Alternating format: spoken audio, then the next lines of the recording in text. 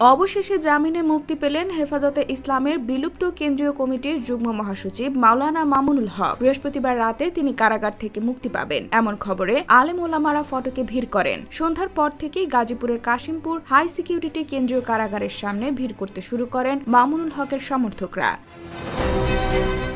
কাশিমপুর কেন্দ্রীয় কারাগারের senior jail super Subrata Kumar Bala জানান, মাওলানা মামুনুল হক কাশিমপুর হাই সিকিউরিটি কেন্দ্রীয় কারাগারে দীর্ঘদিন যাবৎ বন্দী হিসেবে ছিলেন। তার বিরুদ্ধে বিভিন্ন থানায় 37টি মামলা রয়েছে। তিনি বিভিন্ন সময়ে এসব মামলার মধ্যে 36টিতে আদালত থেকে জামিন লাভ করেছেন। সর্বশেষ মামলায় চট্টগ্রামের সিএমএম আদালতে তার জামিন হয় এবং বৃহস্পতিবার বিকেলে জামিনের কাগজপত্র কারাগারে পৌঁছে।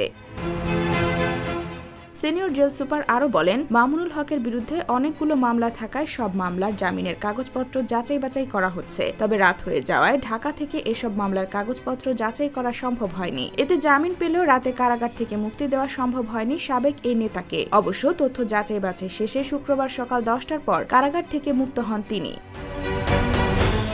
এইদিকে 2021 সালের 3 এপ্রিল নারায়ণগঞ্জের সোনারগাঁওয়ের রয়্যাল রিসোর্টে এক নারীর সঙ্গে হেফাজত নেতা মাওলানা মামুনুল হককে অবরুদ্ধ করেন স্থানীয় আওয়ামী লীগ নেতাকর্মীরা। এতে ঘটনাস্থলে পুলিশ প্রাথমিক জিজ্ঞাসাবাদ শুরু করে। এরপর নির্দিষ্ট অভিযোগের ভিত্তিতে 18 এপ্রিল মোহাম্মদপুরের মাদ্রাসা থেকে মাওলানা মামুনুল হককে গ্রেফতার করে পুলিশ।